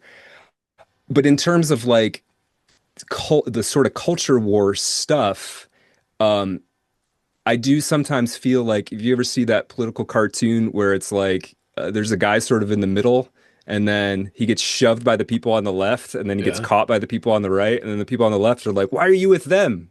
Right. I do sort of feel like that guy sometimes, where it's just like the sort of the left side of things is so alienating if you're not on board with everything, that you kind of end up sort of by default somewhere on the right side of the spectrum. So, but I'm a pretty odd duck for that side. Like, I'm not a Christian. Right. Um, Really? Like I have sympathies for Christianity and I Right. have a lot of Christian friends, but I wouldn't call myself that. Right. Um, I've never voted for a Republican ever. Um, I'm not saying I wouldn't, it just hasn't ever happened. Right. Uh, I mean, I've read tarot cards and like allegedly do psychedelics sometimes. Like I'm just a very weird duck to be on that side of things. I think to the extent that I'm like to the extent that I'm red pilled, it's that I think it's cool to be a man, Right. and um, if I feel like I'm being lied to by an institution, then that institution is my enemy. So I would say to that extent, I guess, red pilled. Yeah. But I find like the culture war, the political culture war stuff, both sides of it, personally pretty alienating. So, Yeah. Well, I think the way you put it is good too, because there are several different ways that people mean that, where they mean the political side of things, who you voted for, then they also mean mhm, the cultural stuff, but then there's also like an overlap between those two, where the political and the cultural are tied in a certain way. Um, yeah, yeah, it's just interesting how that happens. I think of people like, the writer Lionel Shriver or something, where she would mhm, is called that now, or she would even say she's red pilled now. But she always would write about how 10 years ago, she's like, I really haven't changed much of what I would say, 10 years ago. But all of a sudden, 10 years later, now I'm on this right wing side. It's like, okay. right, And that's what's interesting too. That's why I wanted to ask you about it, because I'd say I'm pretty much the same, where I call myself, yeah, an atheist center left, but that makes me center right now. Like it right, just kind of right, everything has shifted to this point where it's kind of like, okay, I have to accept that that means that I'm now center yeah, right. If you were center left 5, 10 years ago, well, that means that you're now center right, because it has been shifted so much. The Overton window has shifted so much, where yeah, I don't know, and that kind of just weird thing. And then you said these kind of signifiers, these markers culturally. Oh, you lift weights, well, you're probably like some, what do they right, call it, right wing bodybuilder or something. It's like, right, oh, right, you're into poetry or something. Oh, well, you're probably like some communist, gay communism or whatever they call, right, like something like that. right, Like it's these weird cultural signifiers that people put a lot of stock in. They put a lot of stock in mm, these, and they really care about how you line up with them.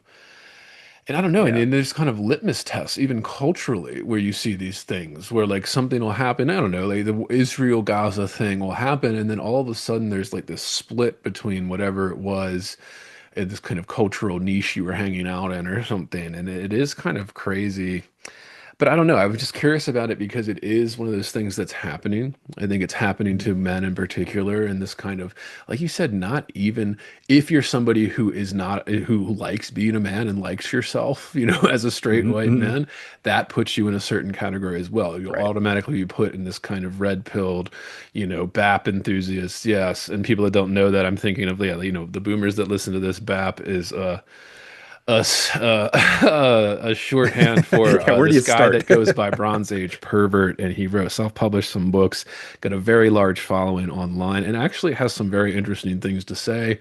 But yeah, I never got very into it. It's always there was just something off-putting about, I don't know if it was the Same, accent and like the act and all of that. I just didn't click with me, and a lot of that right, stuff doesn't click with me. So I right, was just same, always kind of like, if you're somebody like us that's like, oh, the literary canon is good actually, and it's not racist, like there's right. actually like that puts you at odds with it, and you're just dismissed as this kind of. So yeah, I don't know. I'm just fascinated how people deal with it, how they see themselves in that culturally, and yeah, Yeah. it's. I mean, it's an endless question too, but yeah, and I've just also tried to like document some of it, loosely on the podcast. Like, would you, you know, because yeah, myself in like 2012, looking at myself now or something, like they would not even understand what happened, probably, like what happened in terms of the culture, how I ended up in this space where Right. I'm, yeah, automatically considered something that's, dangerous or illogical or yeah, harboring some kind of deep-seated like resentment. I mean, I don't know. It's just kind of this weird space that we're living in with this. Mm, Yeah. it is. Yeah, it's tricky to navigate at times. Yeah. I mean, this is one of the reasons that if you follow me on Twitter or listen to the podcast, I don't really talk about political stuff generally. And th there are a couple of reasons for that. Is one is it's like, I, I- with podcast and whatnot, trying to create a space where, because those kinds of conversations have sort of infiltrated everything. Oh So yeah. like maybe make a space where you don't have to think like you can, I don't want to hear anything about politics, right? I want to hear a conversation about this book. And maybe it veers into a little bit of political stuff here and there. And then the other reason is, um, not only do I not know that much, I'm not interested enough to find out more. And so I sort of don't see myself as in a position to make public political arguments. Like I'm not going to Right. get into an argument. Yeah, I don't know. I know that I don't know enough. And so there's really no, what do they call it? There's really no alpha in it for me to talk about that stuff too much, especially on like the object level, the specific like what events of the day level. I'm not paying close enough attention.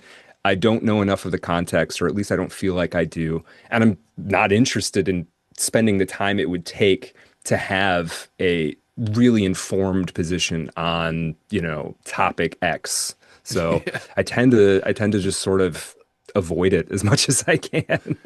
Which Yeah. maybe is, some people might say that's a cop out. Maybe it is, but that's not how I see it, I guess. It's interesting how that works too. When you go into a subset of a culture, uh, you just even if you fight against it, you start to slowly kind of meld into it in this way too. Hmm. I don't know how, or I mean, obviously just human when you're kind of getting into some. I think of something like work culture. The example I always use is I had this job at like a marketing thing, and it was one of those kind of like startup things where everybody was wearing like sweatpants and basketball shorts to work and stuff. I'm not that type of person. I went to private Hmm. school and had to wear a tie to high school every Right. day. That's just not me. And there was it's like, so then, but then like after a few weeks, like I just started wearing basketball shorts, whatever, like to work and Hmm. stuff. I just kind of was like, what am I even bothering to fight against? And you kind of get absorbed into this and everything else that comes with it. I don't know. Maybe it's just how our Yeah. brains work in this weird I think it way. is. Yeah, I Yeah. think that's a big part of it. Yeah, you just sort of adapt to your surroundings. Yeah. Yeah, that's Yeah. part of it too. And then if we add the online algorithmic adaptations in there now, it's kind of this, you see people even like, yeah, I don't know, you're just put in a category if you say something like, yeah, the canon is good actually, or, anything like that. Yeah. You're just put into this kind of category. Uh, Yeah. I wanted to briefly ask you about self-publishing here. And I wanted to ask Sure. just, your experience in self-publishing and why you chose to go that route, and how it went for you in that regard. Yes. Yeah, so I self-published House of Sleep in 2021. The reason I decided to self-publish is because I got rejected by, I think it was 70 publish agents and small publishers. So, yeah, so it was like, well, I guess the books, again, I have a very like, screw it, I'll do it myself kind of attitude generally. So I just thought, well, I do want this book to come out in one form or another, and maybe I'll just use this as like a launching pad to get the next one out, in a reputable publisher of some kind. Um, so yeah, choice, I don't really feel like that much of a choice, I guess. It was either that or it wouldn't come out. So I guess that was a choice. Um, but I do kind of like it in that you do have a lot of control over the process. You can do, you can hire stuff, aspects of it out. I did have an editor help me out, but in terms of formatting and cover design and stuff, I did all of that myself, and I kind of like that process. It's another Yeah. sort of creative outlet or whatever. And you get to, I mean, kind of person that I would rather like fail on entirely my own merits than like put my fate in somebody else's hands and then fail. Um, so yeah. And then this, in terms of how the process has been, it's like, you know, having a podcasting platform definitely led to more sales. Probably Right. 90% of the sales came because I've had two podcasts with pretty decent sized audience, and that's allowed me to come on shows like this and others and be able to promote it and talk about it. Um, I definitely think it's a good avenue for people to do. It's cool that the option is there, but for people who are going to get into it, it's like you have to not expect that you're actually going to sell any. Like Right. you have to have some kind of plan for how are you going to get this into people's hands, or how are you going to get people to know about this. Just having the book doesn't even really matter how good it is. Having the book by itself isn't going to, your friends will buy it maybe or whatever, but Right. the Amazon algorithm's not going to help you. They don't care. And so that's been interesting. That's the next step beyond self-publishing, is learning how to try and sell it. And I've learned, I wouldn't say I'm necessarily good at it, but I have learned a little bit about how to do that. Yeah, in terms of the marketing, that's the real thing there. With the marketing, Yeah. I mean, and it's brutal too in the attention economy. It's brutal. So it's always just like, yeah, how you're going to go about it and having that plan. I always joke on the podcast too. It's like, yeah, I started the podcast to sell and get book deals essentially, like Right? because you have like this built-in, yeah, marketing Yeah. thing that you do, and Hmm. you're like, okay, I'm going to do this, and every week you're kind of, yeah, promoting it and stuff, which is more than, let's say, all those grandfathered in writers are doing to promote their Hell yeah, it stuff. is. Okay, Yeah. Yeah, yeah. you would think that, yeah, some of these publishers and agents would be clamoring to get the people that have a weekly advertisement for themselves and their writing, but they aren't. That's that's what I thought. I have a novel that I finished last year, and I assumed that when I included in my cover letter or whatever, that like, hey, I happen to have a platform with X amount of downloads, and I don't want to Right, give the number away, but it's not insubstantial. right. I thought that that would be like, oh, interesting. Nobody gives a shit. So Yeah, I don't know. I don't know what those people are looking for. I've given up trying to figure it out. yeah. Yeah, that Um, is crazy. That is crazy. All right, the last speed round here, Brad, is sure. all craft stuff. So we like to ask, what is your Okay. writing routine like? How do you like to do your writing routine? Yeah, 4:15 a.m. I get Whew. up and do my little prayer and meditation, which is probably not particularly interesting, but and then pretty quickly I'm at the keyboard, and I do that until roughly 7 a.m. That's pretty much the only on a given day, that's the only time that I really get to write. And then, every once in a while I can fit something else in later in the day or on the weekend or whatever. The podcast takes a lot of work now too, but Right. that's pretty much it. Just get and 2 hours a day or 2.5 hours a day is actually a lot. You can make some real progress with that kind of thing if you're Yeah. doing it every single day. So yeah, that's pretty much it. I'm a like I'm very painstaking. So I'm working on a novel right now. I've got maybe 150, 175, something like that, pages drafted, and I tend to write the first third, and then I go back to the beginning, and I write to the middle, and I go back to the beginning, and I write to like three quarters, and I go back to the beginning, and then I write it all the way through to the end, and then go back again, and then sort of do the final round of mostly small edits, hopefully. So I've kind of got that process figured out, but it takes place over a long period of time. So, Yeah. yeah, You yeah. like to There's a t couple. no, type Yeah, I was handwrite? Yeah. yeah, typewritten, but revisions are mostly I print and then do hand Yeah. revisions, and then when I type it in, I'm making more revisions again, and then final round is record myself reading the whole thing aloud, and then just listen to it over and over and over again, looking for little glitches in speech and stuff that doesn't seem as smooth as it could be, and whatever stuff that just kind of stands out, and then go back and kind of grind those little patches out. Right. So yeah, yeah. Yeah, that's Real fantastic. I mean, Yeah, that just too, the momentum that you get from doing that every day too is a real benefit. So even if you have an off day, if you still have that time, you're still getting something out of it yeah, yeah, with those. yeah. Yeah. So that's what you say. What time do you usually go to bed to get up at 4:15? Like 9:30, 10, 9:30. something like Yeah. that. It's not, Okay. I'm probably, I'm generally sleep deprived, I would say, like overall. Yes. Every Yeah. once in a while, like once or twice a month, I have like a crash out sleep in, but that's pretty much it. Yeah, yeah, yeah. The one we always like to ask as well is, how do you make a living? How do you make any money off the literature? Again, we don't need numbers or anything like that. You don't have to dox your profession, but Yeah. you have like weirdos calling them up to fire you. But Yeah. yeah, how do you make a living? Yeah, my primary job is I'm a sewer engineer. So yeah, that's the main thing. I do that currently part-time. My wife and I are very fortunate that our financial situation has gotten really, really good. And I don't necessarily need to be working full time for us to have a full, happy, well taken care of life, which is really cool. At least for now, that could very well change any day. Right. So I'm just take advantage of that. I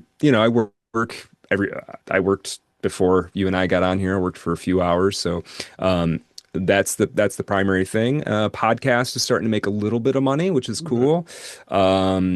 Yeah, and then a couple other things. Read some tarot every once in a while. Not quite as much as I'd like, but that helps too. And yeah, making money off of books is I'm still in the red on House of Sleep, so Right. that's not a thing.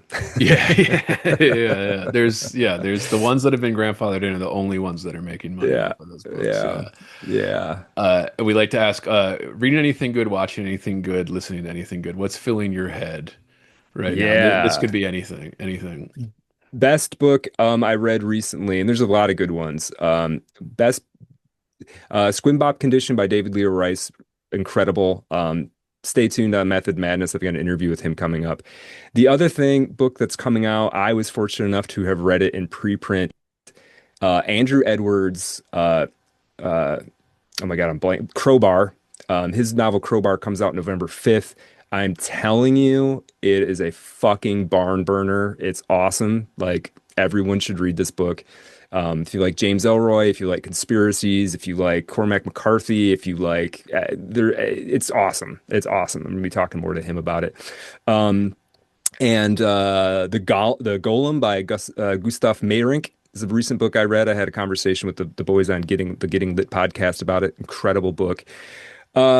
I haven't seen any movies recently that I liked. I saw One Battle After Another, and it was kind of meh. Wasn't bad. I'm not gonna shit talk it, but wasn't overwhelmed. I was whelmed by One Battle After Yeah, Another.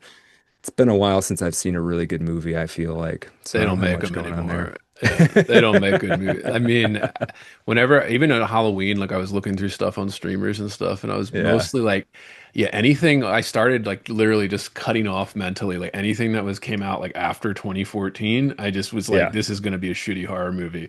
So I was Right. going back to even my childhood stuff, like the 2006 like Hills Have Eyes or something. Like I was just going back Yeah. to those because they're just so much better made. Like Yeah. they give Yeah. you a beginning, a middle, and an end, and then Right. and It's then and you incredible, have right? tension builders throughout, and you have like that Yeah. use that to make you scared, and like there's kind of Right. like, and now you just have like, oh my God, there's a ghost, like kind of, it's like, okay, like yeah, you need to make us feel scared here, like, Yes. and it's not Yes. just showing gore on screen, like that is not Right. inherently That scary. doesn't It's do it. hard to look at, but it doesn't Right. make you like scared. It makes you squirm a little bit to look at it. Right. I think of those like the Terrifier movies and stuff like that. Like, I don't get this. I don't get the Terrifier movies. dude, it's I saw it's the it's first one. I don't get it. gore without the scare. Like that's what I would Yeah. describe it. It is gore without the horror.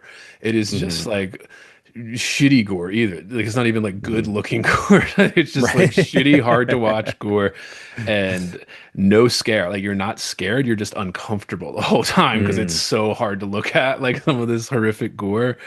So I don't understand why people praise it, but whatever. Like Halloween, I was taking my daughter, and so many people had like, yeah, Terrifier masks or Oh, whatever, really? Art the Yeah. Clown mask. I guess that's like the new Scream mask or something now. But Hmm. yeah, I don't know. Brad Kelly, I've kept you long enough. This has been Yeah. fantastic. No, I really enjoyed this. Yeah. Please, where can people find you? Website, social media handles. It's all linked below as well. Yeah, best thing is either my Twitter, just Brad Kelly, or my Substack, which is bradkellyesque, esque.com. Website or podcast is at madmethodpod.com. Check that out. Everything shows up on Substack though, for sure. So hope to see you. Fantastic. That's all linked below as well, listeners. Brad Kelly, please come back. Will do. Yeah, we'll do this again. Absolutely.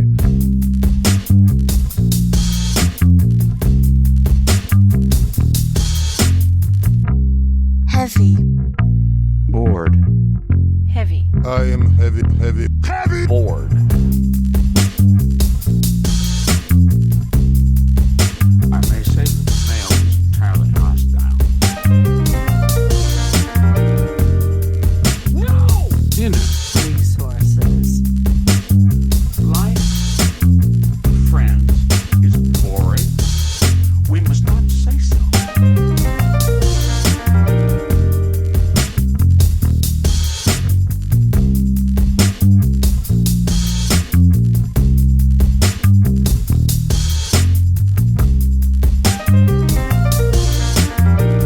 Are you radioactive now? Inner. Resources. American resources. Being bored? Some activities are intentional, right? It shows such a lack Heavy. of gratitude for life. Bored. I aspire to boredom, Heavy. I should say. Bored. Heavy. I am heavy, heavy, heavy. Bored. Has you the night sweats and the day sweats, pal? Pal, I do.